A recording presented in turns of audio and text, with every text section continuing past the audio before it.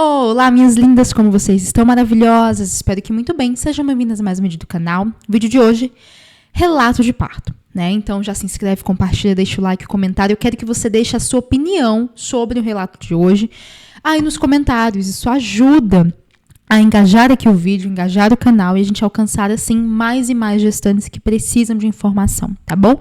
Assista também aos vídeos aí do canal, tem vídeos sobre tudo que vocês imaginarem, planos de parto, posições do bebê, encaixe, descida, dores na pelve. É isso, tá bom? Vamos lá, então. Hoje nós vamos assistir ao relato de parto da Bruna Ferreira, entender o que aconteceu. A única coisa que eu sei é o que está no título do vídeo dela, que diz que temos aí uma cesárea, mas a capa do vídeo dela diz que ela quase conseguiu um parto normal. Vamos entender o que aconteceu. Lembrando que esse aqui é um espaço para a gente conversar, analisar, entender a conduta, se houve humanização, se houve negligência, violência, e não para julgamento de forma nenhuma, tá bom? Vamos lá, então? Bora. Olá, meus amores, tudo bem com vocês? Eu sou a Bruna Ferreira e hoje eu trago pra vocês o relato do meu parto. Então, gente, eu já sou mãe, né? Antes de ter a Clarinha, eu já era mãe do Paulinho. O Paulinho, ele nasceu em 2016, vai fazer 5 anos agora em março. E quando eu engravidei dele, eu sempre tive vontade de ter um parto normal. Porém, por falta de informação, por medo, falta de conhecimento, eu tive uma bomba de dilatação, dilatei até 6 dedos, né? De dilatação, porém, aí na hora lá, a gente pegava a capaz, só quem, né, nunca passou pelo processo sabe como funciona, eu acabei optando pela cesárea. Eu lembro que na época, tipo assim, eu fiquei de boa, levei minha vida adiante, tudo bem. Aí eu me engravidei novamente e levei minha gestação, graças a Deus, tudo bem. Tive sim algumas intercorrências, pra quem acompanhou todo o diário sabe, né? E se você tá chegando agora, assista pra você entender. Mas no final da minha gestação foi tudo bem, foi tudo tranquilo, né? Graças a Deus. E eu tinha sim o desejo do parto normal, gente. De passar por todo o processo, de trazer minha filha ao mundo de uma forma natural. Eu sempre que passar por uma cirurgia, já tinha passado por uma cesárea, eu sei como funciona. Minha primeira cesárea foi, tipo assim, de boaça, entendeu? Eu tinha medo só de 2 coisas da cesárea. A hack, né? A anestesia e a sonda, gente. Eu morria de medo da sonda. Eu acho que eu tinha mais medo da sonda do que da hack. E eu confesso que quando o anestesista aplicou aquela anestesia em mim, que tirou aquela dor, isso no primeiro parto, tá? Nossa, foi como, tipo, Deus estivesse tirando a dor de mim com as mãos. Em relação à sonda também, foi super de boa, não vi colocando, na hora de tirar foi tranquilaço também, enfim. Lembrando que a sonda que ela fala é a sonda vesical, tá? A sonda vesical, ela é colocada na uretra, mas não é toda cesariana que recebe a sonda, tá? Geralmente, inclusive na maioria, não tem sonda. Para que serve essa sonda, Bruna? Para quando a gestante não urinou antes da cesárea. Inclusive, observem mulheres que passaram pela cesariana, que logo que vão buscá-las, depende disso, se é uma cesárea marcada, às vezes se é uma cesárea que se tornou cesariana no meio do parto vaginal, sempre, tá? A equipe vai pedir para que você faça xixi antes. Estamos te levando para a sala, faz xixi, tira os adornos, coloca a roupa, é sempre assim. E quando você entra na cesárea, a cesárea acontece e tudo segue. Agora, quando há uma gestante que não conseguiu urinar antes, ou que não fez o jejum de água e não conseguiu eliminar, tomou água ali bem pertinho, bastante água, bem perto do horário da cirurgia, se é uma cesárea de emergência, ou se é uma cesárea que vai demorar, é um procedimento que demora, aí sim a sonda entra, tá? A sonda vesical. Geralmente ela não dói, tá? A inserção, a enfermagem vai lá, insere essa sonda. Não costuma doer, mas traz um incômodo. Mas não é toda cesariana que tem a sonda, tá? Na verdade, a maioria não tem essa sonda. Só quando realmente há necessidade e o obstetra pede para colocar, tá bom? Então, só trazendo para vocês, existem mulheres que têm medo da cesárea por causa da sonda, a maioria não tem sonda. Não é necessário colocar a sonda vesical, tá? De demora. Ou às vezes passa uma sonda de alívio, se a gestante não conseguir urinar. Até parto normal pode ter sonda. Eu já falei aqui, trouxe para vocês um relato, inclusive. A gente analisou um relato e também tem os relatos das gestantes que eu sempre coloco lá no Instagram, de parto vaginal em que a gestante não consegue urinar. Por algum motivo, às vezes recebeu analgesia e não consegue fazer a micção ali. E aí recebe a sonda de alívio e pronto. Retira ali a urina e segue com o parto. Então, não é toda cesariana que recebe essa sondinha, tá bom? Na verdade, a maioria não recebe sonda. O procedimento acontece ali em torno de 1 hora. O bebê nasce rapidinho, né? Então, a mulher está anestesiada, geralmente o bebê nasce em 10 minutos, 15 minutos, é muito rápido. O que demora depois é fechar, né, suturar cada camada, cauterizar. E aí a gente tem um tempo médio da cesariana, geralmente de 1 hora, tem algumas que levam 40 minutos, enfim. Vamos lá, então. Esses eram os meus maiores tabus. E aí, levei minha gestação, graças a Deus, tudo bem, com 39 semanas. Com 38 semanas, na verdade, eu comecei a comer tâmaras, porque nessa gestação, gente, eu comecei a correr atrás de informações, sabe? Atrás de informações. E as tâmaras ajudam, afinam colo de útero, tá? Inclusive, falo sobre as tâmaras no meu curso de parto. Ajuda sim, tá bom? Mas lógico, né?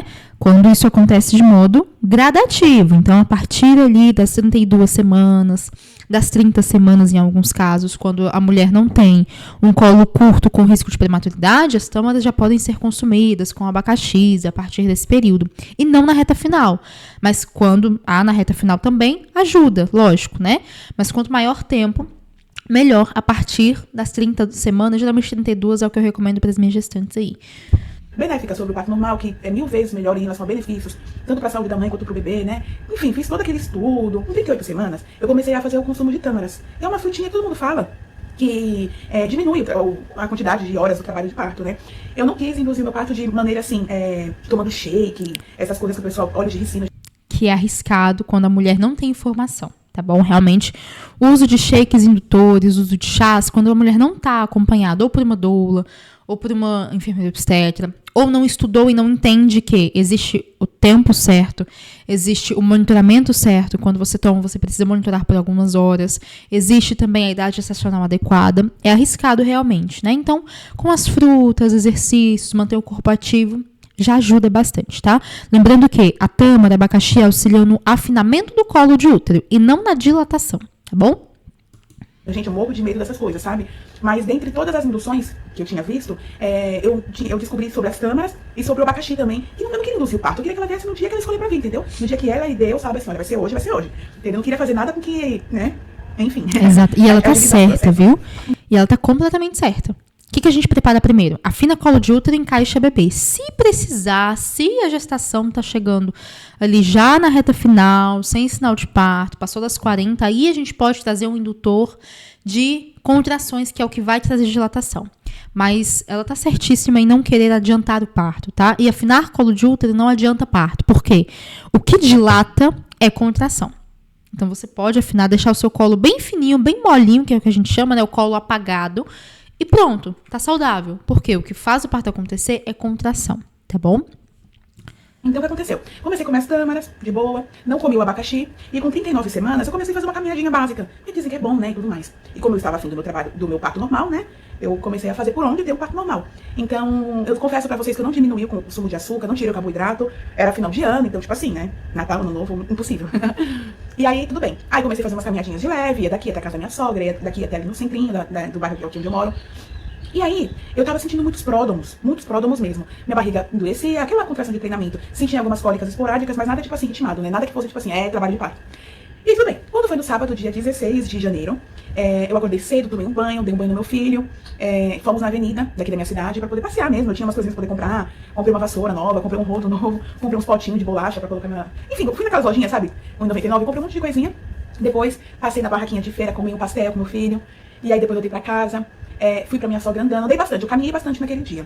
Tava sentindo muita contração de treinamento, porém sem dor alguma. Em casa à noite, minha mãe e o marido dela veio pra cá, pra minha casa, e eu tava com aquela sensação de tipo assim, no dia que a minha mãe vier pra casa vai ser o dia que eu vou entrar em trabalho de parto. Eu tava sentindo aquilo, sabe quando você sente uma coisa? No sábado, dia 16, eu estava com 39 semanas e 4 dias de gestação. Eles vieram pra cá, meu esposo chegou do serviço, eu tava decidida que eu não ia fazer comida aquele dia, eu falei, jamais, nem conte comigo. E aí meu esposo pediu uma pizza, a gente comeu a pizza, tudo certinho, tudo direitinho. Fomos dormir cedo, só que antes de dormir eu comi um copinho pequenininho de sorvete também. E aí, sentindo a minha barriga endurecendo toda hora, mais nada. Quando foi à noite, eu resolvi tomar um banho bem quente mesmo. Só pra relaxar, né? E deixei cair bastante água nas minhas costas e tudo mais. Tudo tranquilo. Deitei e dormi. Quando foi por volta de 3 horas da manhã, no domingo já, no caso, de madrugada, dia 17 de janeiro, eu senti uma dor muito forte, mas era uma dor assim, de ir no banheiro fazer o número 2. E aí eu peguei, levantei e fui no banheiro. Só que daí nessa que eu levantei, eu senti que essa dor tava vindo com uma contração. Minha barriga tava super dura e toda deformada, porque quando a gente tem contração, nossa barriga não fica redondinha, fica toda deformada, né? Aí eu peguei, olhei assim, eu falei, opa. Fui no banheiro, fiz, só que nada, tipo, exagerado. Tomei um banho de novo. E aí eu saí do banho. Então vamos lá. Banho quente, trazendo relaxamento. Ela ainda não tá em fase latente, tá? Então, o banho quente, no caso dela, não vai ajudar na dilatação, porque ela não entrou em fase ainda de iniciar dilatação, que é a latente. Mas já começa a relaxar o corpo, vasodilatar, melhorar a circulação sanguínea na região uterina, e já relaxa já traz o relaxamento do assoalho pélvico, que é uma musculatura importantíssima e a gente precisa relaxar ela. Então, o banho quente, ele já começa a ajudar, tá? Outra coisa importante, ela começa a sentir vontade de ir ao banheiro. Então, a gente já falou aqui, inclusive tem um vídeo aqui no canal falando sobre a relação da vontade de fazer cocô e das idas ao banheiro com o parto. E sim, é um indicativo de que o bebê tá baixo, tá? Então, a gestante pode sentir vontade de ir ao banheiro. E, às vezes, tem gestante que tem até diarreia, vai ao banheiro muitas vezes. Tem outras que não vão, só sentem a vontade, o peso no períneo, que se assemelha pro cérebro como vontade de fazer cocô. E, às vezes, é o bebê que tá baixinho. Ou tem gestante que tem uma liberação de gases muito efetiva. Dias antes do parto, durante a fase latente, durante a fase ativa e até durante o expulsivo, que são as mulheres que fazem cocô durante o momento em que já está empurrando. Então, sim, quanto mais baixo o bebê está, e quanto mais ele vai descendo, ele vem empurrando tudo, e um dos órgãos que a gente tem ali embaixo é o intestino. Então, se tiver alguma coisa no intestino, vai sair, vai limpar. E como ela traz? Ela começou a caminhar, e essas caminhadas já ajudam, começou a relaxar seu assoalho pélvico, a cada contração, estranhamento, o útero empurra o bebê para baixo, tudo estava acontecendo conforme o esperado, né? E só que nessa que eu tava no banho, eu senti mais umas 2 ou 3, assim, muito fortes, e a minha barriga ficando dura também. Me sequei, vim pra sala, minha mãe escutou que eu tava aqui na sala, veio também. Aí ela pegou e falou bem assim, que foi? Aí eu falei assim, ai mãe, não sei, mas eu tô sentindo uma dor, eu tô sentindo contração junto com essa dor. Vou cronometrar. Baixei um aplicativo de cronômetro de contrações mesmo. Só colocar no Play Store, pra quem é. Exato. Gente, esses aplicativos são maravilhosos. Mas detalhe, tá? O aplicativo, ele considera tudo que você coloca como contração efetiva. Contrações efetivas que levam à fase ativa são contrações que passam de 60 segundos e tem um intervalo menor que 5 minutos. Fase ativa. Contrações de fase latente são contrações que não duram 60 segundos, são contrações de menos de 1 minuto e com intervalo menor ou igual a 10 minutinhos só, tá? Mais do que isso de intervalo ou menos que isso de duração, são pródromos que podem aparecer ou não, tá bom? Então, o que indica aqui é que ela estava entrando numa fase de latência. Lembrando que a fase latente pode durar dias, horas ou semanas, tá bom? Android, que vai estar lá. Aí eu peguei e comecei a cronometrar. Elas estavam vindo de 3 em 3 minutos e durando, tipo... agora eu não vou lembrar, mas tipo 1 minuto e 40, quase 2 minutos. Tava super intenso. Aí eu peguei e pensei, bom... Então, a gente já tem um início de fase ativa, tá? Ou pelo menos um parâmetro de contração de fase ativa. Aqui sim ela começou a ritmar. Então, a gente já tem contrações com mais de 1 minuto e intervalo de 3. Não foi isso? No médico, né? Se eu tiver que voltar pra casa, eu volto. Mas como eu já tô 39 semanas e 5 dias, eu quero ser avaliada. E eu já tava achando um absurdo, porque eu jurava que ela ia vir antes do Paulinho. O Paulinho nasceu com 39 semanas e 3 dias. E aí a minha mãe acordou, minha mãe tava morrendo de dor de barriga no dia. E eu e a minha mãe sempre fomos assim, sempre, sempre. Se ela machuca um dedo, eu quebro a unha. No mesmo dedo. Se eu sinto dor no pé, ela sente dor no pé. Se eu sinto cólica, ela sente cólica. Quando a gente morava junta, todo mundo fala, né? Que mulher são ligadas, né? Que amor. Se casam, né? Gente, era impressionável. Eu descia pra mim, descia pra minha mãe, descia pra minha mãe, descia pra mim. Era impressionante. E ela tava morrendo de dor de barriga. Morrendo. Aí eu falei assim, bom, mãe, eu vou acordar o Cláudio e a gente vai pra maternidade. Acordei ele se arrumou, tomou banho, se arrumou. Levamos as bolsas, ele ligou pro meu sogro, né? Chamei minha sogra. Aí meu sogro veio nos buscar. Isso era umas 3h40 da madrugada. Do caminho, daqui de casa pro hospital, eu moro em Cubatão, a maternidade fica em Santos. Mais ou menos uns 30 minutinhos. Só que como era de madrugada, tava vazia a pista. Então a gente chegou lá, tipo, em 20 minutos por conta do semáforo. Aí tudo bem, cheguei lá, já tava com muita dor. Eu falei, é trabalho de parto. E uma observação. No do meu filho, quando eu entrei em trabalho de parto, eu senti dor de cólica. Cólica menstrual, que é diferente do que cólica intestinal. E nessa gestação eu senti uma dor de barriga, só que extremamente forte, muito forte. Aí cheguei lá, passei pela triagem, só tinha eu na maternidade, graças a Deus. E aí, gente, domingo de madrugada, né, não tinha ninguém. Os médicos, né, daquele jeito. Eu cheguei lá por volta de 4 horas da manhã. Aí tiveram que acordar a médica, era uma médica novinha, né, enfim. Ela me avaliou, ela falou bem assim que eu estava de 3 centímetros de dilatação já. E eu pensei comigo, opa, tô dilatando super rápido, Mas detalhe, tá? Embora ela esteja com uma dilatação de fase latente, o ritmo dela é de fase ativa, que é uma coisa que a gente também sempre conversa aqui. Existem mulheres que, ao chegar ao hospital, não tem dilatação mínima para internar. Por quê? Não está em fase ativa ainda. Só que o ritmo dela é de fase ativa. O que é o ideal de fazer? Ou interna, existem casos de mulheres que precisam ser internadas, e aí sim, a evolução dessa mulher é muito rápida, porque a evolução de contração e ritmo já está acelerada, ainda mais ela que está tratando de uma segunda gestação, é um segundo início de parto normal, então ela passou por isso também, o colo consegue afinar mais rápido do que uma gestante que está passando pela primeira gestação, e é necessário monitorar. Quando a gente tem uma gestante que, por mais que não tenha dilatação de fase ativa, tem o ritmo de contração de fase ativa, ela tem que ficar sendo monitorada. Mesmo que não seja internada, o ideal é que Fique de olho, ao menor sinal, volte à maternidade. Tem casos, eu sempre conto da minha gestante, um caso bem significativo de uma gestante minha, a Andrea. Andrea, fomos ao hospital por ritmo de fase ativa, mas chegando lá, só 1 centímetro de dilatação. O médico queria mandar para casa. Eu falei, não vai, a gente vai internar. Então, acabou que conversamos ali, ela foi internada. Do hospital para a casa dela, quem mora aqui em Brasília vai saber, Maternidade Brasília Sudoeste, ela mora na Santa Maria. Um tempo aí, geralmente de 40 minutos a 1 hora. Ela foi internada com 1 centímetro, depois de 1h15 o Benjamin nasceu de parto normal, vaginal, depois de 2 cesarianas. Né? Então, já era o 3º filho, 3ª gestação, ele nasceu. A gente preparou o corpo dela para aquilo. Por isso eu sabia que se ela fosse mandada para casa, ia nascer no carro, ia nascer no caminho, ou quando ela chegasse em casa, em 1h15, ele nasceu. Tá lá o relato, eu sempre coloco lá para vocês o relato das minhas gestantes.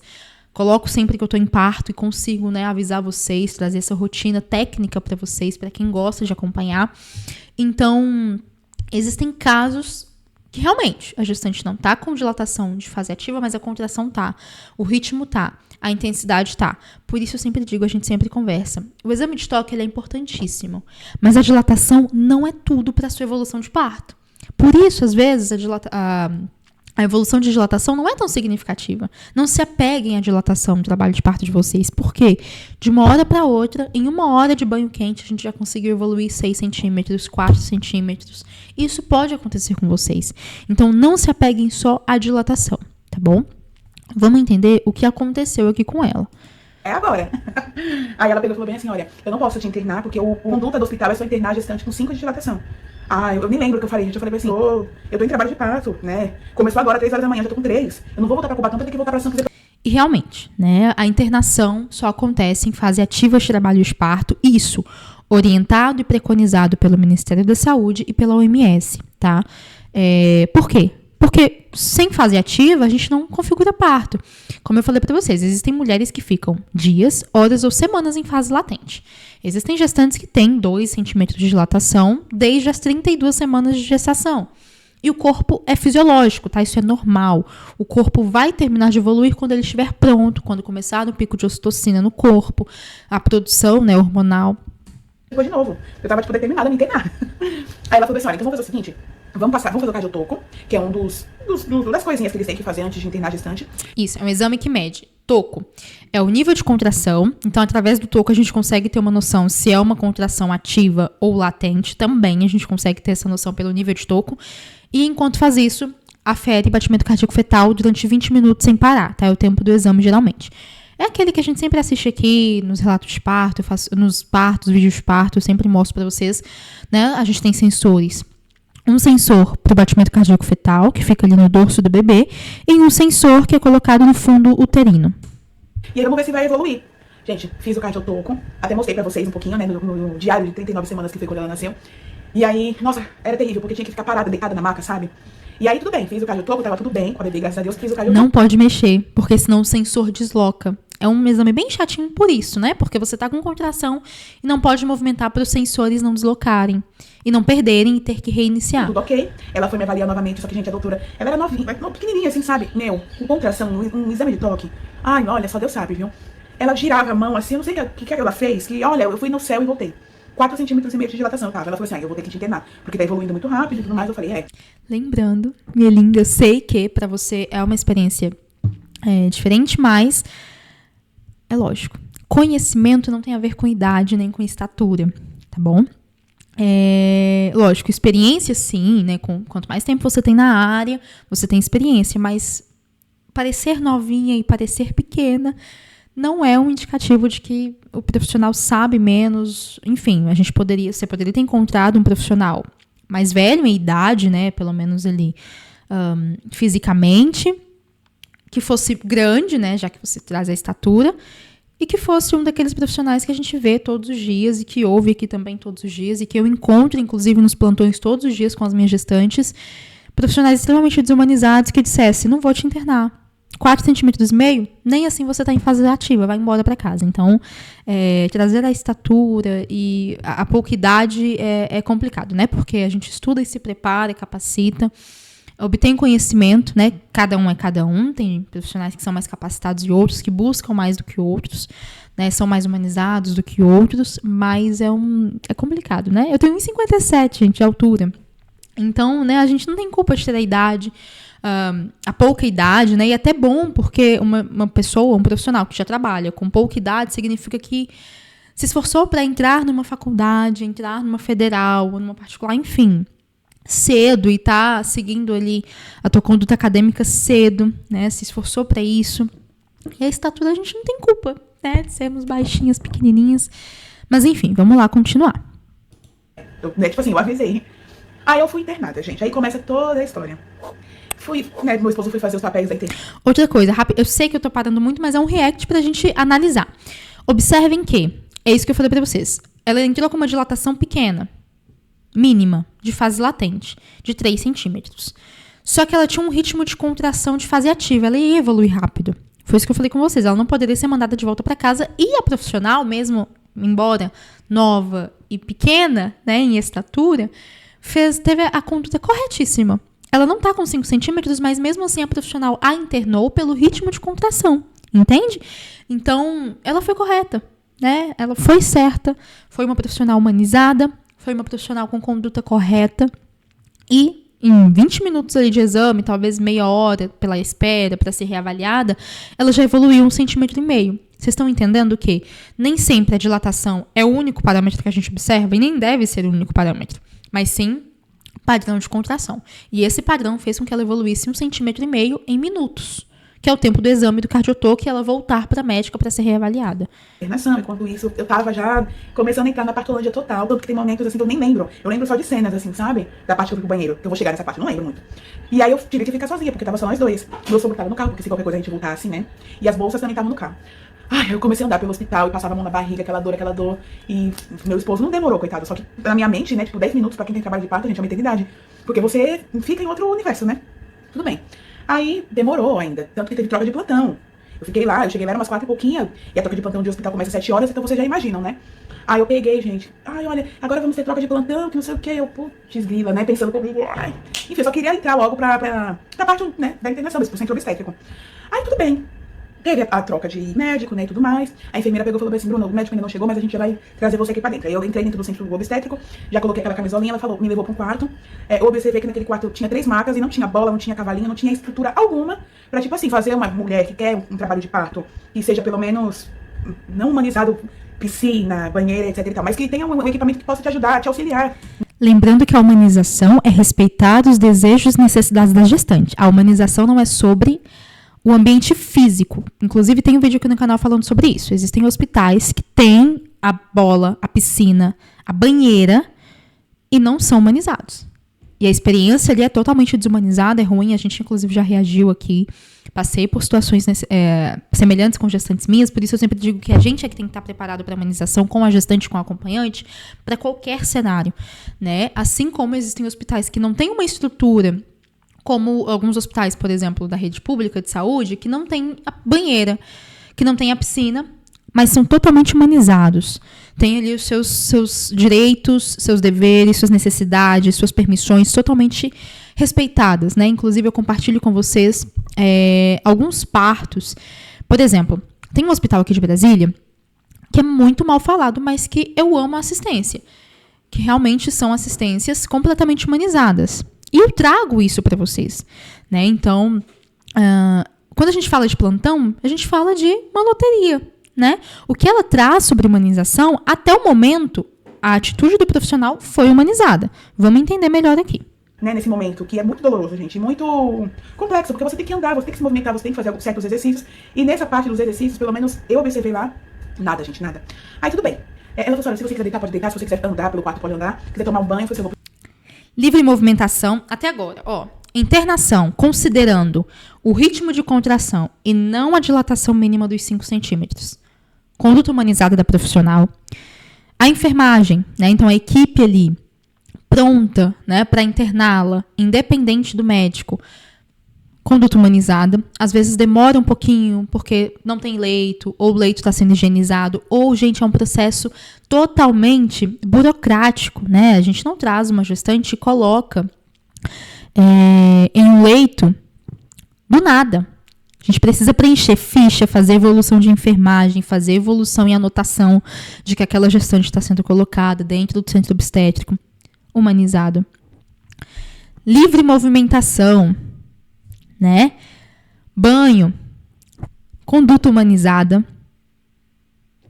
Até agora, o que nós temos são condutas totalmente humanizadas de parto, né? Vamos lá. O chuveiro, porque lá dentro tava muito gelado, né? Ar-condicionado e tudo mais. Aí eu entrei no chuveiro. Aí essa parte, assim, não lembro muito. Eu só lembro, gente, que eu gritava de dor. Mas eu gritava muito de dor mesmo. E eu lembro que no do meu filho eu não cheguei a gritar. Aí eu, Cláudio, pelo amor de Deus. Meu marido agoniado, não sabia o que fazer. Ficava andando pra lá e pra cá dentro do banheiro, pra lá e pra cá. E eu chorava, e aquela água caía. E toda vez que eu me movimentava, parecia que piorava, não tinha posição. Só que ali foi melhor pra mim, porque tava quentinho, né? E eu, ai meu Deus. Aí ela foi me avaliar. Eu tava de 5 centímetros. E eu já tava assim, né? Implorando uma anestesia. Falei, gente, por favor, aplica anestesia em mim. Porque num desses estudos que eu fiz, eu vi que quando você aplica anestesia com 7, 8 de dilatação, já não adianta mais. E pô, eu tava com 5, então, né? Não custava nada. Aí quando o médico chegar, a gente aplica. Só que o médico já estava lá, né? Enfim. Aí eu sei que foi passando os minutos, as horas lá, e eu lá daquele jeito, gritando igual uma louca. Até que eu peguei e falei bem assim, bom... Vamos lá. Até para aplicação de anestesia, é necessário que você seja avaliada pelo médico que vai indicar a anestesia, né? Então, eu acho que a imagem está travando para vocês, mas enfim, vamos continuar aqui com o áudio. Até para você receber uma prescrição medicamentosa de anestesia, o médico precisa ir lá e avaliar. Avaliar como é que está o seu colo. Avaliar como é que você tá, se você tem alergia a alguma medicação. Não é assim, poxa, o médico já tá ali, ele tá por aí. Por que ele não indica? Porque ele precisa passar para ter aquela conduta certa e humanizada, entender como é que você tá. Geralmente, o indicado é justamente o contrário. O indicado é que a analgesia de parto, não é anestesia, é analgesia, quando a gente fala de parto normal, seja feita logo, um pouquinho com o trabalho de parto mais avançado, para que não haja risco para o bebê ficar exposto há tanto tempo, né, naquela analgesia intravenosa, porque ele também recebe, né, lógico, a circulação sanguínea passa pelo bebê também. O colo precisa estar afinado. Assim como a indução de parto, para ser liberado, não é toda gestante que tem uma indicação de indução de parto no início do trabalho de parto, de forma nenhuma. Uma ocitocina, por exemplo, ela só pode ser aplicada quando o colo, segundo a escala de Bishop, está favorável para isso. E a analgesia é a mesma coisa, tá? Eu vou querer cesárea. E aí, naquele momento, eu peguei e pensei comigo, gente, não tem o que fazer. Eu tava com 5 de dilatação ainda, tinha parado a minha evolução rápida, sabe? Eu pensei que eu já tava com 8, né, 9, sei lá. Não, eu tava com... Não é que parou, é porque o trabalho de parto é assim mesmo. Cada corpo reage de um jeito. A produção de ocitocina para o trabalho de parto acontecer, ele depende de inúmeros fatores. O fator emocional, o fator estresse, que traz a produção de cortisol, que é o hormônio do estresse, da adrenalina, que é o hormônio de luta ou fuga, impactam diretamente nisso aqui. 5, isso era mais ou menos umas 7 horas da manhã. Meu último exame de toque tinha sido por volta de 4h30 a 5 horas, sabe? E aí eu pensei comigo, eu quero cesárea. E aí, gente, o médico chegou, né? O anestesista chegou, eles ficaram preparando a sala de cirurgia, e eu lá daquele jeito, até que me chamaram pro centro cirúrgico. Nessa que me chamaram pro centro cirúrgico, minha contração não tinha mais espaço. Era uma atrás da outra. A barriga endurecia, vinha aquela dor. Só a musculatura. Voltando então ao que eu tava falando aqui, atualizei o sinal. Enfim, até agora que a gente encontra, até o momento, pelo que ela traz, né, esse recorte do que ela traz, é uma conduta totalmente humanizada, tá? Para receber analgesia, você precisa ser avaliada, tá? O anestesista, inclusive, precisa também saber do teu caso, avaliar, entender. Ou então o médico que vai fazer a prescrição, depende do que eles vão usar de analgesia, tá? Se vai ser uma peridural, se vai ser uma analgesia de alguma medicação mais simples, feita endovenosa. Tudo isso precisa ser avaliado, né? Quanto à evolução de parto, não é que a evolução de parto parou. A evolução de parto continuou e ela está caminhando, mas o parto, gente, ele acontece no tempo que o teu corpo tem. Cada organismo reage de uma forma. A produção hormonal é o que faz o parto acontecer. Por quê? O parto acontece, a evolução de parto em dilatação, ela acontece por causa da contração. O que provoca a contração? O pico de ocitocina, quando a gente fala de parto ativo já, né? Então, tudo que está acontecendo até agora está dentro totalmente do esperado. Quando ela pede a cesariana, a Bruna pede a cesariana, a equipe diz que está preparando a sala. Então, até esse momento, até agora, a gente tem uma conduta humanizada e respeitando os desejos, necessidades e direitos dessa gestante, né? Vamos entender o que aconteceu daqui para frente. Eu relaxava da barriga, aí já vinha outra dor mais forte, gente. Isso não tá normal. Eu não tô, tipo assim, com 5 centímetros de dilatação. Só que eles não tinham feito mais o exame de toque. E eu queria saber, pelo menos, com quanto de dilatação. Exame de toque feito a cada 4 horas, segundo o que o OMS e o Ministério da Saúde preconizam. Então, eles estavam caminhando segundo aquilo que era orientado. Mais uma vez, uma conduta positiva. Quando a gestante deseja saber qual é a evolução dela, de acordo com a dilatação, pode pedir, tá? Então, sem problema algum, vocês podem pedir, olha, eu quero ser reavaliada.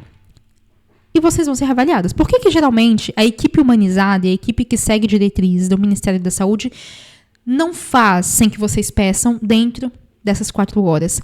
Porque é isso que é orientado. Para diminuir riscos de infecção, para diminuir qualquer risco de desumanização, né, de realizar um exame de toque, que é um exame invasivo sem necessidade, eles vão respeitar aquilo ali. E quando a gestante deseja receber o toque antes dessas 4 horas, é só pedir. Tá bom? Então, provavelmente sim. Como ela traz que a barriga não parava mais de endurecer, né, de contrair. Então, as contrações não tinham mais intervalos. As dores não tinham mais intervalos. Muito provavelmente, ela já estava ali se aproximando aos 10 centímetros, tá? Ou se não estivesse com os 10, muito provavelmente, dentro das próximas 1 hora, 1h30, levando em consideração essa evolução, ela chegaria a esse tempo. Resultava. Aí, prestem atenção nos horários. Meu último exame de toque tinha sido às 7, 5, né? 7 quebradinho. Eu fui chamada pra sala de parto por volta de 8 horas da manhã. Prestem atenção. 7. São os horários. Aí, o anestesista pegou e falou assim, olha, eu preciso que você fique muito, muito quieta pra eu te aplicar anestesia. Só que eu não conseguia. E aí, uma enfermeira subiu aqui nas minhas costas. No do meu filho também foi assim. E a outra me puxou assim pra trás. Eu sei que ele tentou aplicar anestesia por 3 vezes. A enfermeira subiu? Ou segurou? Subiu, ela falou, né? E não conseguiu. Aí me furou tudo direito, só que não conseguiu. Porque eu tava me mexendo. Eu estava me mexendo. Aí, quando foi na 4ª vez, ele conseguiu aplicar. Aí, quando eu levantei, gente, eu senti a minha bolsa estourando. Aí eu, nossa, o que é isso? A bolsa estourou. Aí eu, posso ficar um pouco sentada? Não, você tem que deitar, porque eu tava com muita dor ainda. E a anestesia ainda não tinha feito efeito. Aí eu peguei, me deitaram, e eu senti naquela... Então, vamos lá. Quando a gente fala da raquidiana, que é a anestesia feita, aí sim, não é analgesia. A anestesia é feita na cesariana, porque ela vai tirar todos os teus sentidos, geralmente desde onde ela é aplicada, ali na região lombar, para as pernas, para que você possa passar pelo processo cirúrgico, né, sem sentir dor. Não tem como submeter uma gestante a um processo cirúrgico com dor, né? Então a gente precisa tirar. Por isso a anestesia é feita e não a analgesia. Só que a evolução dela estava ocorrendo, rápida. A bolsa rompeu, não foi ninguém que o rompeu, ela estava sentada recebendo ali anestesia, e muito provavelmente, nesse momento, houve uma contração uterina, rompeu a bolsa. Então, o parto, vocês entendem que o parto vaginal estava acontecendo dentro do esperado, dentro do tempo esperado? Estava tudo bem, mas por escolha, ela optou pela cesariana, né? E no momento em que é feita a anestesia na cesariana, a gestante precisa deitar. Mulheres que passaram por cesárea, sejam elas eletivas ou de emergência, né, ou por escolha, ou porque se tornou uma cesariana, vão se lembrar, recordar disso. Assim que o anestesista finaliza a raquidiana, a aplicação, a equipe corre para deitar. Por quê? Ela precisa se espalhar igualmente para os 2 membros inferiores, né, que são as pernas, e ela precisa se espalhar igualmente da região da coluna onde ela foi aplicada para baixo. Por isso, a gente pede para a gestante deitar, porque senão pode acontecer, se essa gestante permanece sentada ou não se deita, de naquele momento ela se espalhar de uma forma desigual e não ter a anestesia como deveria. E ela é muito rápida, gente. Mulheres que passaram pela cesárea vão se lembrar e recordar disso. E ela provavelmente sabia também, porque ela passou pela primeira gestação, resultou numa cesárea também, né? Também por escolha eletiva, isso foi respeitado. Então, é por isso que se deita a gestante rapidinho ali. Não é para que ela não vai ter um bebê até então, a escolha da cesariana. Então, se é cesárea, é lógico que vai ter que ser deitada, né? É um processo cirúrgico e ela é muito rápida, ela corre muito rapidinho no corpo. Por isso, inclusive, a cesárea é rápida, né? Até retirar do bebê precisa ser rápido. A gente tem um tempo cronometrado desde a aplicação até o tempo que o bebê precisa sair, para que ele não receba essa carga anestésica, ainda dentro da barriga. É tudo muito rápido. A equipe tá quase que correndo contra o tempo depois que essa mulher é anestesiada, entende? Escorreu, eu tava assistindo ainda. Aí, deitei na maca e começou a cirurgia. Nesse momento, meu esposo não tava ainda lá no centro cirúrgico comigo. Ele tava no outro quarto se trocando, né? Colocando aquele capote. Capote não, acho que é uma blusa e a roupa preventiva, né? Aquela calça, né? Enfim, se arrumando. Aí eu deitada, aí eu chamei o anestesista. Eu falei assim, doutor, eu posso te fazer só 2 pedidos? Aí ele pode. Ele era bonzinho, só que aquele bonzinho mais, sabe? Tipo assim, morde a sopra. Eu peguei e falei assim, eu queria muito ver minha filha sair da minha barriga. E nisso eu não posso te ajudar, porque essa... Opa. Fantástico. Eu olhei pra cara dele assim, sabe? Aí ele falou assim, qual é o outro pedido? Aí eu peguei e falei assim, eu queria muito ver minha placenta. Vamos voltar, porque o anúncio chegou, né? E eu tive que pausar pra vocês. Mas vamos voltar ao que foi dito pelo médico. Meu esposo não tava ainda lá no centro cirúrgico comigo. Ele tava no outro quarto se trocando, né? Colocando aquele capote. Capote não, acho que é uma blusa e aquela calça, né? Enfim, se arrumando. Aí eu deitada, aí eu chamei o anestesista. Eu falei assim, doutor, eu posso te fazer só 2 pedidos? Aí ele pode. Ele era bonzinho, só que aquele bonzinho mais, sabe? Tipo assim, morde a sopra. Eu peguei e falei assim, eu queria muito ver minha filha sair da minha barriga. E nisso eu não posso te ajudar, porque essa cena você só vai ver no Fantástico. Aí eu olhei pra cara dele assim, sabe? Aí ele falou assim, qual é o outro pedido? Aí eu peguei e falei assim, eu queria muito ver minha placenta. Porque eu passei nessa gestação aí, eu tive algumas complicações referente à placenta, ela ficou baixa, enfim. E eu queria muito ver a placenta pessoalmente. No do meu filho eu não consegui ver. E aí, eu vou tentar deixar você ver. Mas agora o bebê saindo da barriga não pode, porque pode contaminar e tal, enfim, né? Vamos lá. Primeiro, a placenta, toda gestante que desejar pode ver, inclusive pode, né, realizar o carimbo da placenta. Eu sempre, por exemplo, eu sempre faço para as minhas gestantes o carimbo. Inclusive lá no Instagram vocês vão ver que eu pego, faço o carimbo. Faz parte, né, do meu acompanhamento pré-parto, parto e pós-parto. Eu gosto de ter a placenta, entregar emoldurada com os dados do bebê. Eu faço, inclusive, à mão. Eu amo fazer isso. Eu tiro um tempo depois em casa para fazer uma decoração no tema do quartinho do bebê, então eu sempre pergunto. Isso é humanização, né? Isso faz parte do meu trabalho de humanizar. Então, a gestante que deseja, se vocês querem ver, vocês podem pedir para ver a placenta. Depois que ela sai, na cesariana, quando a gente fala, eles não esperam o útero dequitar a placenta como acontece no parto vaginal. Então, na cesariana, ela já é retirada ali. Se você deseja ver, pede, porque eles vão deixar em algum cantinho para você visualizar ele depois. Enquanto a cirurgia está acontecendo, é colocado ali um pano. Bruna, que pano é aquele que colocam na minha frente? É para que eu não veja a cirurgia acontecendo? Também, porque é uma cena que, para quem não trabalha na área, pode ser um pouquinho diferente, né? São 7 camadas, então existe o afastador para deixar que tudo ali esteja exposto. Mas aquele campo, mais do que feito para não deixar a gestante ter acesso, porque é uma cena não tão legal, ele é um campo estéreo. O que é o campo estéreo? É um campo, é um pano que a gente utiliza, esterilizado, tá? Então, ele não tá limpo, ele tá esterilizado. Ele passa pelo processo de esterilização na autoclave e ele é colocado ali, ninguém pode tocar naquele campo, a não ser os profissionais que estão ali trabalhando com luvas estéreis. Só pode tocar naquele campo o que estiver também esterilizado para não contaminar e não trazer risco de infecção para aquela cirurgia, né? Porque é um corpo aberto. Então, há risco, sim. Inclusive, a gestante não pode tocar por trás daquele campo, ela só pode ter acesso, inclusive o acompanhante. Quem estiver ali que não estiver com luva estéreo não pode chegar perto para não ter risco de contaminar. Por isso, as roupas têm que ser trocadas.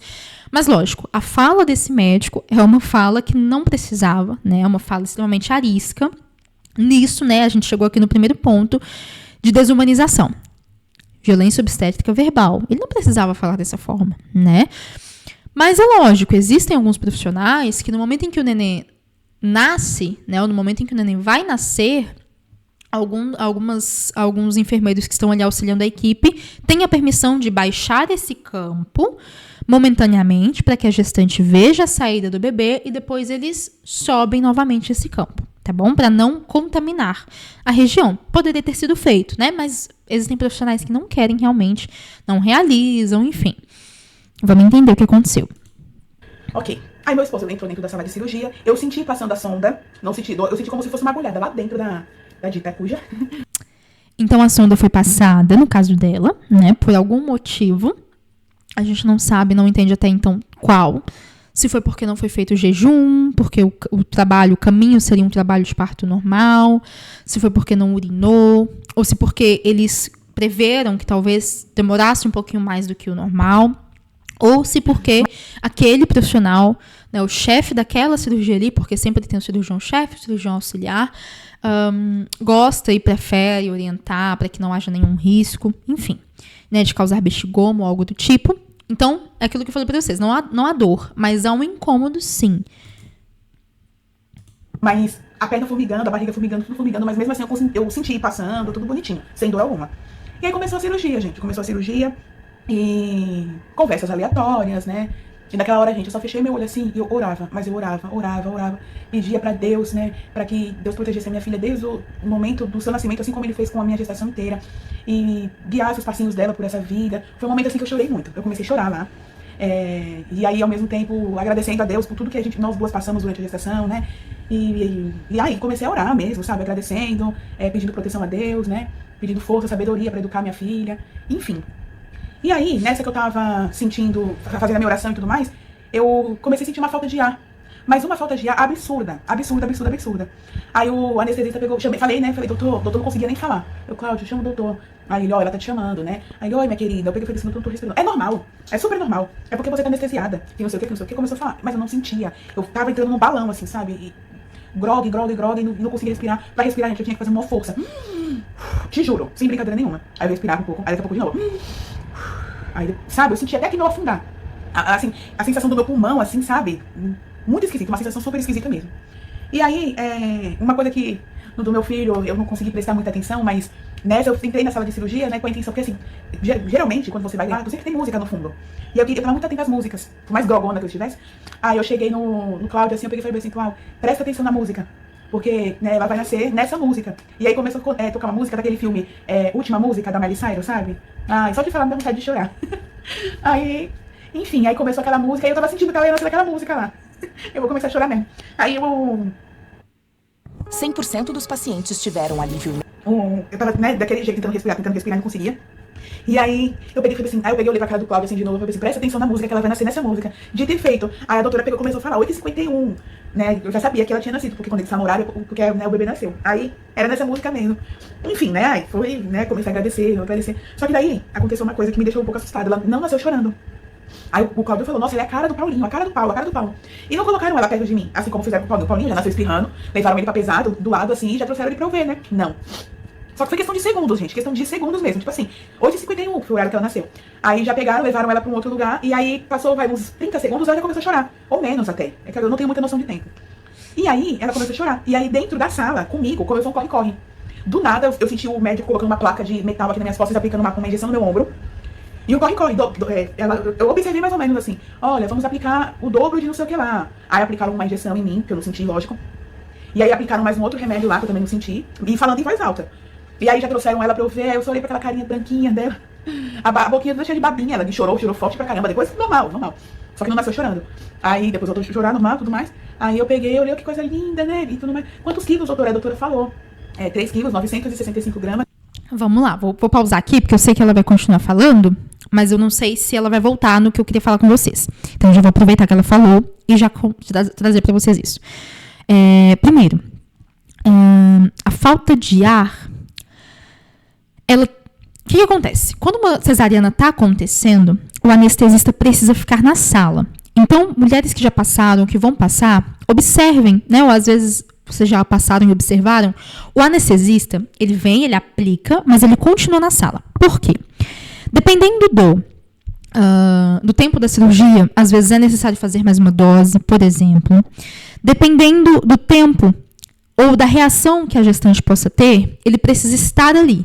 Então, o que acontece? A anestesia é feita. O que tem que ser feito? Já é colocado ali a abraçadeira, né, do esfígmo, para verificar a pressão arterial o tempo inteiro. E também tem que ser colocado o oxímetro. Geralmente, a gente coloca o oxímetro de dedo, ali mesmo, para que a oxigenação esteja sendo monitorada. Por quê? A anestesia ela pode trazer para algumas mulheres diferentes sensações e percepções. Tem algumas que sentem frio e tremem de frio. Tem algumas que sentem isso só depois que acaba a cirurgia, que é o tempo dos efeitos anestésicos, quando ela já começa a passar, ela traz efeito. Tem gestante que sente a falta de ar que ela traz. Tem gestante que sente dor de cabeça. Tudo, gente, tudo que vocês sentirem tem que ser avisado. Como ela fez. Avisado ali, ó, tô sentindo isso. pequem pelo excesso. Porque é a vida de vocês, a vida do filho de vocês ou da filha. E se tem algum acompanhante de parto assistindo aqui comigo junto, sempre, sempre, tomem o cuidado de perguntar, tá tudo bem? Enquanto está acontecendo ali a cirurgia, né, a cesariana, você fica ali próxima à gestante, justamente, né, na região da cabeça, que é justamente por causa desse pano, esse tecido estéreo, tá tudo bem? Tá sentindo alguma coisa? E sempre avisem, alertem. No caso dela, foi dito que estava tudo bem. Provavelmente, né, o anestesista verificou, a pressão arterial estava bem, talvez a oxigenação estivesse bem, era uma percepção. Mas em alguns casos não é. Então sempre avisem, tá bom? Ela fez certinho em avisar. Quanto à saída do bebê, gente, todo bebê nasce sem chorar. Todo. Por quê? Como é que o bebê vai nascer já chorando se ele não tem ar nos pulmões, porque ele nunca respirou pelo pulmão ainda? Então, assim, o bebê pode nascer roxinho e pálido, e a maioria nasce e sem chorar. Só que dentro dos 60 segundos de vida iniciais, o primeiro minuto de vida, ele tem que já chorar ou dar algum sinal de respiração. Tem bebê que não chora e espirra, tosse. Ou tem algum outro sinal de respiração notório, tá? O pediatra já tá na sala para verificar isso. E, lógico, os bebês que nascem roxinhos ou pálidos precisam corar dentro de 1 minuto. Isso tudo é dito e visto na escala de Apgar, que é uma escala, inclusive tem vídeo aqui no canal explicando tudo sobre essa escala, vai lá assistir para você entender. Quando você abrir ali a caderneta do teu filho e tem lá uma nota, escala de Apgar, o que significa? Eu gravei um vídeo explicando para vocês. Então, tudo isso é verificado pelo próprio pediatra. Ela nasceu sem chorar, a nenenzinha da Bruna, mas em alguns segundos ela já chorou. Tudo ocorreu dentro do esperado até o momento, a não ser pela fala do médico, né, que não havia nenhuma necessidade. Poxa, uma gestante ali, com às vezes o medo, o receio, e é o momento do nascimento do bebê. Tudo até aqui foi humanizado, mas essa fala não precisava, né?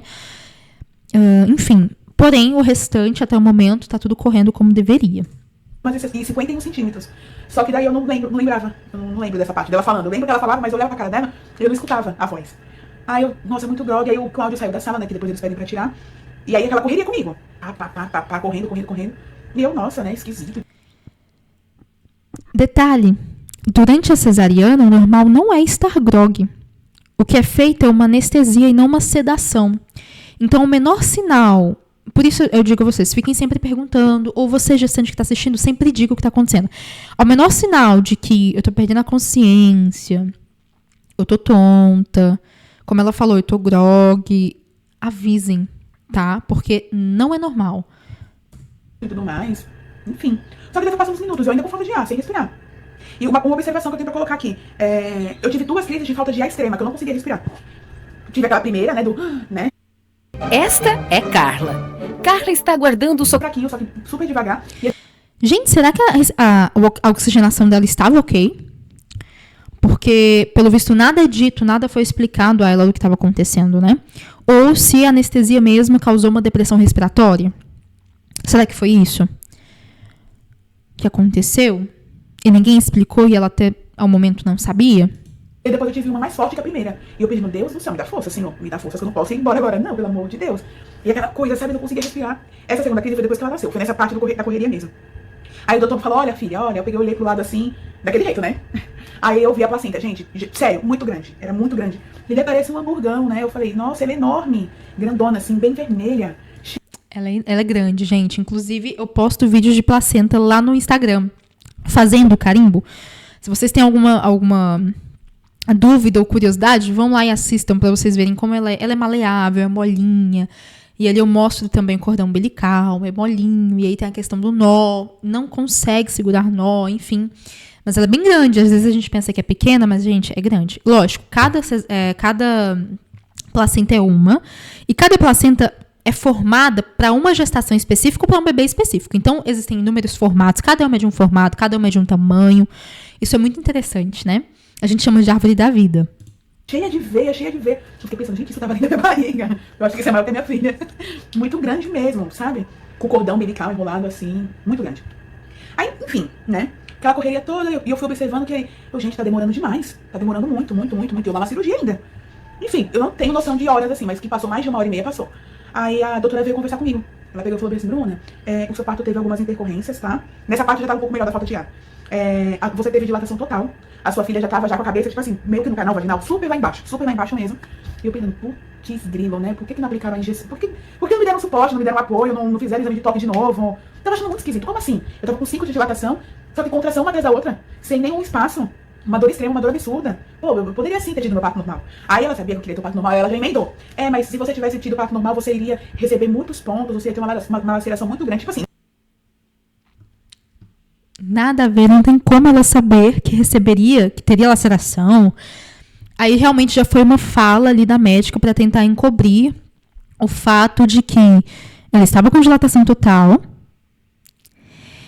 E eu digo para você, gente, no momento em que ela deita, por exemplo, para realizar a cesariana, logo após ali o momento da anestesia, era possível que alguém verificasse isso, né? Realmente, a evolução dela foi muito rápida. Só que, se a bolsa rompeu, alguém deveria ter visto realmente isso. E quando a gente tem um bebê que já está com a cabeça no canal vaginal de parto, lembrem que o bebê precisa fazer uma saída específica na cesariana também, assim como no parto vaginal. O ideal é que a cabeça do bebê saia primeiro. Então, pensem comigo. Formem aí na cabeça de vocês essa imagem. Se eu tenho um bebê que está com a cabeça voltada para a vagina, lá no canal vaginal, e eu preciso que ele faça uma saída abdominal com a cabeça primeiro, é normal que na cesariana haja uma manobra com o bebê dentro da barriga mesmo para retirá-lo. Isso é normal. É um procedimento comum e que tem que ser feito. E provavelmente foi isso que eles perceberam. Opa, não é que ela está encaixada ou baixa. Ela já está coroando. Ela está no canal vaginal de parto. E aí tiveram que realizar essa manobra. Vamos entender qual foi o parecer médico disso. Né? Vamos pincelar. Muito grande, porque ela é uma bebê muito grande, ou assim ainda, né? Tipo, O que não tem nada a ver, tá, gente? Essa realmente foi uma explicação da médica. Porque não tem como a gente saber se um períneo vai lacerar ou não. Principalmente quando a gente busca por posições que facilitam respiração durante o expulsivo. Não tem como, ninguém consegue saber se um corpo vai lacerar ou não. É um processo que pode ou não acontecer. E geralmente não acontece. Então, essa fala não tem muito sentido da médica pra ela, não. Depois que eu fui pensar, sabe? Aí ela pegou e falou o seguinte, que eu tive dilatação total, a bebê tava super encaixada, já tava lá embaixo. E aí, por ela estar muito lá embaixo, né, já encaixadona, já pra sair, eles tiveram que puxar. Nessa de puxar, ela ficou sem oxigênio, por isso que ela nasceu sem ar. Mas aí nem precisou colocar no balão nem nada do tipo, só do fato de ter tirado ela, passou uns segundinhos, ela tomou o ar e aí começou a respirar. Eu fiquei tipo... É um procedimento normal para cesariana quando o bebê já tá com cefálico, tá? Agora, em caso de bebês que estão pélvicos, né? Ficaram pélvicos a gestação toda e precisaram da cesariana porque tá pélvico, aí essa manobra não precisa acontecer. Mas não é algo que traga risco para o bebê, tá? Porque o bebê continua recebendo sangue oxigenado pelo cordão umbilical porque a placenta ainda tá ali, tá tudo normal. O que aconteceu foi a abertura, a incisão abdominal e em todas as outras camadas seguintes, tá bom? E aí, nessa da gente puxar a bebê, houve um corte a mais no seu útero. Aí eu pensei, putz, não acredito, né? Aí ela falando que tiveram que... O risco de chegar a uma cesariana com um bebê que já tá no canal vaginal. Chegando ali no canal vaginal de parto, né? Então, provavelmente, o que ela tá falando, esse corte a mais, a gente chama de rotura uterina. Cortar meu útero, remendar ele depois, né, de novo. E como meu útero tava muito expandido ainda, né, tudo mais, eles tiveram que entrar com os medicamentos para ajudar a contrair o útero e parar a hemorragia. Porque, né, provavelmente, era o que seria se eles não tivessem aplicado aquele montaréu de remédio, aquela injeção no meu ombro. No meu ombro mesmo, aqui em cima. Provavelmente a ocitocina, que é feita, geralmente... Aí é que tá. Eu não sei, ela não fala, né, se ela tinha algum acesso venoso para receber soro, para receber o Betergin, que é um medicamento que também é usado para fazer essa involução uterina, essa contração uterina, ou se foi uma ocitocina, poderia também ter sido endovenosa. A gente não sabe quanto a essa situação de acesso endovenoso, se ela tinha, se não tinha. Cima. Sensibilidade a temperaturas extremas. No osso, praticamente. E aí começaram a falar que teve essa complicação, aí tiveram que remendar o meu útero, né? Aplicar essas injeções para contrair, esses medicamentos para ajudar a contrair o útero. Uma dosagem a mais do que o normal, né? E aí nessa de remendar o meu útero, elas tiveram que descolar minha bexiga. Porque minha bexiga também estava numa posição errada. E eu pensando comigo, quando a anestesia passar, lascou. Só pensei assim comigo. Não, quando a anestesia passar, já era. eu tô na roça, tô lascada. E aí, tudo bem. Aí ela pegou e falou bem assim que, olha, você vai ver muito sangue na sua sonda. E eu falei pra você que eu tenho um pouquinho de receio com sonda, né? E aí, mas você não se assuste, que é por conta desse descolamento que a gente fez na bexiga. Mas fica despreocupada que a bexiga não houve corte, não houve ponto, nem nada do tipo. E eu, meu Deus do céu, né? Algo mais, né? Pensei comigo. Aí ela pegou e falou bem assim que removeram a minha antiga cesárea e fizeram uma cesárea nova, porém um corte muito grande. E eu pensei comigo, nossa, eu tô muito lascada, tô muito lascada. Aí me levaram pra uma sala de recuperação. Só que nessa sala de recuperação, eu senti que a anestesia tava passando muito rápido. E aí, gente, te juro, sem brincadeira nenhuma, elas estavam entrando no quarto de 15 em 15 minutos pra poder fazer a massagem e observar se meu útero tava contraindo. Porque a preocupação delas era do meu útero contrair rápido, pra poder parar a hemorragia. E aí, ai não, seu útero tá contraindo super rápido, graças a Deus. Aí, embora, aí entrava outra. Vamos massagear? Ai, mas Que é, inclusive, o procedimento indicado realmente para essas situações de complicações, tá? O útero, ele tem que retrair, ele tem que contrair. massageava. Até então eu não tava sentindo dor nenhuma. Só que elas mexeram tanto, eu comecei a sentir. Pouco, mas comecei a sentir. Aí eu ouvindo o choro da minha filha, eu não tinha pegado minha filha no braço ainda. E isso era mais ou menos umas 10h40, quase 11 horas da manhã. E eu, eu quero minha filha, eu quero minha filha, eu quero minha filha, eu quero minha filha. E eu ouvindo ela chorando. Aí veio a pediatra, oi mãezinha, tudo bem? Né? Oi, tudo. Então, sua filha tá na recuperaçãozinha, tá? Te explicaram o que aconteceu? Eu falei, expliquei, mas eu gostaria de saber de você. Ela, não, então, ela nasceu com um pouquinho de falta de oxigênio, porque é super comum. E eu pensando comigo, não é comum, porque, né? Por favor, não vem falar isso pra mim, que eu sei que não é. Aí ela pegou e falou assim que ela tava um pouquinho num balãozinho externo, nada de sonda, nem nada do tipo, de oxigênio, só pra poder ficar 100%. E eu, ai meu Deus do céu, Senhor, protege minha filha. Graças a Deus que essas intercorrências aconteceu comigo, mas que, né, minha filha fique tudo bem com ela e tudo mais. Enfim, quando deu 1h da tarde, eu sei agora o horário, porque eu já tinha passado efeito da anestesia, e eu tava já respirando melhor, eu tava super lúcida, e tinha um computador do lado, e o computador tava mostrando as horas. Aí quando foi 1h da tarde, eu fui pro quarto, né, mesmo. E aí, nessa... Isso, então ela ficou ali as 2 horas de observação, que é de praxe, tá bom? Justamente para observar essa involução uterina e como tá o sangramento, para entender se há uma hemorragia pós-parto, se não há uma hemorragia pós-parto. Mas, ok, né? Embora as intercorrências que poderiam ser mais sérias, mas graças a Deus, né? Pelo visto, a equipe conseguiu controlar o procedimento, eles estão seguindo como deveriam mesmo. Me levaram pro quarto, elas me passaram pra lá, me passaram pra cá, me passaram pra cama que eu ia ficar de verdade. Aí me deitaram de lado, me deitaram do outro lado, massagearam não sei quantas mil vezes. E eu olhei pra aquela sonda, gente, a sonda tava vermelha, sangue puro. Eu pensei, PQP, né? Quando passar a anestesia real e original, que eu tiver que levantar, nossa, você vai doer pra cá. Por causa do descolamento da bexiga, tá? Provavelmente. Que não sei o quê. Aí tá. Aí eu comecei a refletir sobre o meu parto, sabe, gente? Porque tinha tudo pra ter sido normal. Só que por uma falta de companheirismo, humanidade, sei lá, não me avisaram, não fizeram toque, nem nada do tipo, nem pra poder falar, Bruna, né, te lembrar o seu desejo, né, te colocar assim como ser humano mesmo ali, né, vamos tentar, ou então vamos pelo menos fazer um toque antes de você ir pro centro cirúrgico. Não houve nada disso. E aí no quarto da maternidade, passou algumas horas, quando deu 4h da tarde, viu uma enfermeira, um amor de pessoa, vamos tomar um banho? Aí eu pensei comigo, e agora? Falei, vamos sim. Que horas que você teve a bebê? Tem que esperar um prazo de 6 horas. Ah, e observação, a sonda também se tira em 6 horas, só que como ocorreu toda essa coisa comigo, eu tive que ficar de sonda por 24 horas. Aí, gente, levantei. Ela me ajudou, né? Por causa do descolamento da bexiga, mais uma vez, tá bom? Não é comum permanecer tanto tempo com a sonda. Geralmente ela é retirada após a operação mesmo, no período pós-operatório, mas por causa das complicações, né, das inúmeras complicações, ela permaneceu. Segurar a sonda e tudo mais.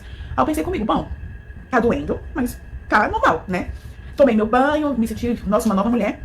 Aí eu fiquei lá com a minha filha, com meu esposo. Agora, o que não ficou tão claro, eu não sei se explicaram pra Bruna, ou se talvez ali no momento da cirurgia ela não se lembre, não se recorde, ou não me explicaram, é o porquê do descolamento da bexiga ter sido realizado, né? Isso ficou um pouquinho aquém. Ficou um pouquinho nebuloso, assim, pra gente entender. E meu esposo, quando deu 7 horas da noite, ele foi embora, minha mãe foi lá pra maternidade. E aí foi onde eu comecei a ficar um pouco... Eu tava apaixonada, super feliz e tudo mais, mas eu comecei a ficar um pouco melancólica, porque fiquei pensando, caramba, eu fui fraca, né? Eu fui fraca pra caramba. Não devia ter optado pela cesárea. Aí entra aquela parte da mente, né? A mente querendo te sabotar e te colocar pra baixo. E aí vem aquela sensação de frustração, que é uma sensação horrível, de impotência, de fraqueza mesmo, de se sentir menos do que uma pessoa que tem um parto normal. Aí ao mesmo tempo que eu pensava isso, eu aceitei, mas ao mesmo tempo eu fiquei pensando, por que será que eu tô com esse sentimento, sabe? E muito feliz, muito feliz mesmo. Mas, no fundo, eu com aquela sensação de fraqueza. Eu perguntei pro meu marido se ele me achou fraca. Ele, claro que não, tem nada a ver. Que não era pra me sentir fraca, que não tem nada a ver, que, né, tava tudo bem, a Clarinha tava bem, que era o que importava, e realmente é o que importava, né? E aí eu cheguei em casa, tava super emotiva, e aí eu comecei a me questionar. Falei assim, gente, por quê? Será que eu tô... Tudo bem, fiquei frustrada. assustada, fiquei chateada, tudo bem. Mas eu não sou menos mãe do que uma mãe que tem um filho de parto vaginal, né? Eu não sou menos mãe por ter desistido lá na hora, de ter optado por uma cesárea. Não vou amar menos a minha filha por conta disso. Eu não posso me sentir superior. Aí eu já comecei a falar, não, tudo bem, não foi assim, não foi do jeito que eu queria, foi de uma outra forma. Mas tá tudo bem com a minha filha. Tentei me consolar, comecei a tentar me consolar e comecei a entender, gente, que assim, independente do meio em que você queira ter o seu filho, né? Eu já ouvi relatos de mulheres que queriam ter cesárea, mas o filho simplesmente escorregou. Entrou em trabalho de parto do nada e nasceu e foi normal. E assim como eu ouvi diversos relatos, né? Acontece mais quando é um parto normal e cai numa cesárea, que foi o que aconteceu comigo. E todas nós somos mães, todas nós somos mulheres, todas nós temos nossos limites de dor, né? De ansiedade, de fraqueza. Todos nós sabemos até onde a gente consegue ir, né? E aí, não vou falar pra você que foi da noite pro dia, foi um processo de, tipo assim, uma semana pra eu tirar esse sentimento de impotência de dentro de mim, sabe? Foi bem complicado. Eu me olhava assim no espelho e ficava pensando, caraca, por pouco. Por que não? Por que eu não consegui, né? Porque, mais uma vez, eu caí numa cesárea. E aí eu olhava pro corte, foi um corte bem grande mesmo. Geralmente a cesárea pega só o meio da barriga, a minha foi do meio da barriga até aqui perto do... Aqui, na lateral do corpo mesmo. Foi uma cesárea bem grande. Não precisava ter passado por isso, aquela coisa assim, sabe? De por quê?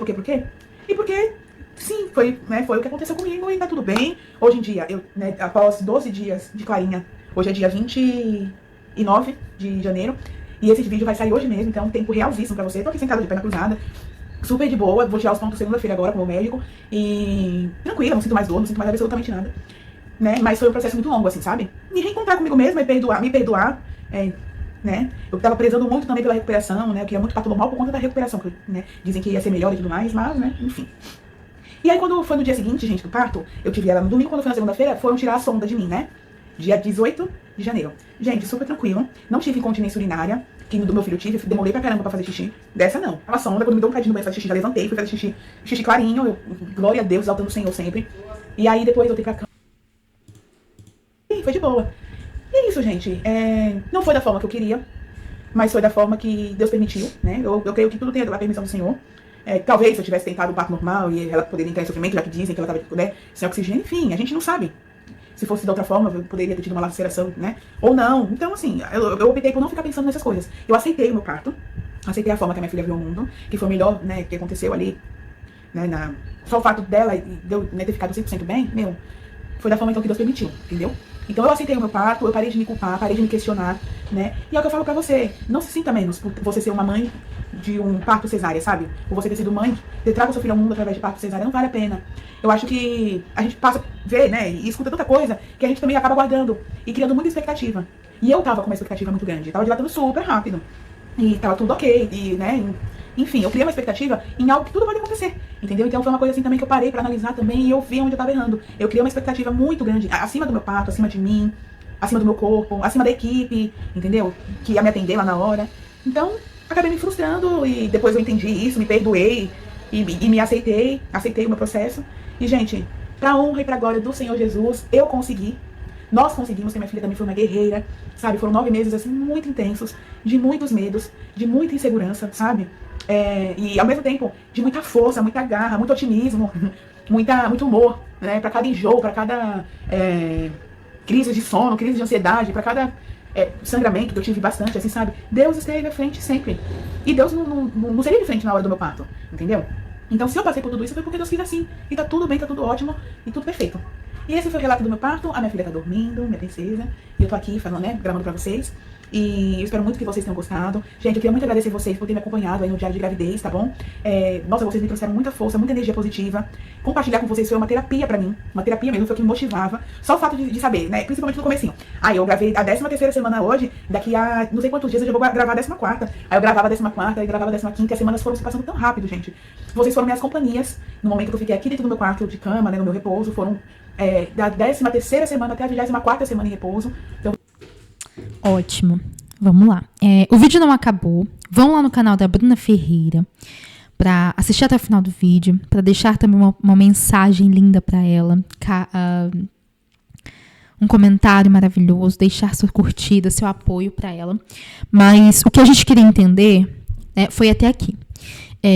Primeiramente, minha linda, muito obrigada por compartilhar seu relato. Tenho certeza que vai impactar outras gestantes ou até puérperas que estão agora passando pelo processo de um puerpério de algo semelhante com o seu. De um parto que talvez as expectativas fossem para que fosse de uma forma e aconteceram de outra. E eu tenho certeza que vai fortalecer muitas mulheres. E eu achei importante trazer esse relato da Bruna, porque é a realidade de muitas gestantes. Criar a expectativa para um parto, preparar-se para mas de repente, por algum motivo, por alguma emergência, por alguma situação, se tornar outro. E o que eu achei muito importante, que ela também trouxe, foi lá no início, quando ela trouxe a necessidade da cesárea, o desejo da cesárea, ninguém da equipe a julgou. Por quê, gente? Se tem algo que acontece muito com tantas gestantes, é serem julgadas por desistirem do parto normal, escolherem a cesárea. E tá tudo bem, né? Assim como é necessário ter coragem e força para passar por um parto vaginal, é necessário ter coragem para passar por um procedimento cirúrgico em que 7 camadas do seu corpo serão acessadas, em que você vai receber uma anestesia que é feita na coluna, em que, poxa, para algumas mulheres, inclusive, o medo maior é da cesárea, enquanto outras têm um medo maior do parto normal, só para que vocês entendam o quanto isso é sério e o quanto isso é válido. Cesariana, parto vaginal, nenhuma via de parto isenta uma mulher de ser mãe, ou a trata como menos mãe, a torna menos mãe. Por isso, é necessário ter coragem para todas as vias de parto. E é mesmo. Para algumas mulheres, o pensamento de passar por uma cirurgia é motivo de pânico.